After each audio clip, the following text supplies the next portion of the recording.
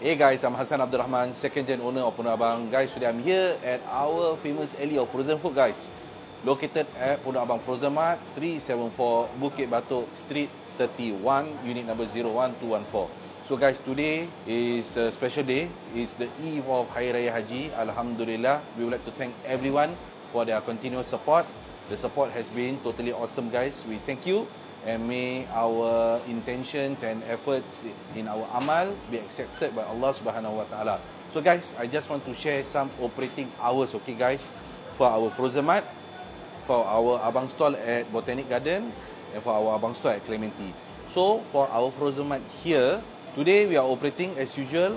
Tomorrow, which is Hari Raya Haji, we will be closed, okay guys. But we will reopen Tuesday onwards as per usual. Our operating hours is between 8 AM to 6 PM. Then subsequently for our abang stall at Botanic Garden, it is open today, which is on Sunday, and will be closed tomorrow for Hari Raya Haji. And similarly, like frozen mart will be reopened on Tuesday, will be 9 AM to 8 PM, and the last order as usual is 7:45 PM. As for our abang stall in Clementi, it is closed today guys, okay?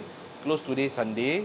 And also Hari Raya Haji, which is on Monday, and will reopen on Tuesday as per usual also between 9 AM to 8 PM. Last order 7:45 PM.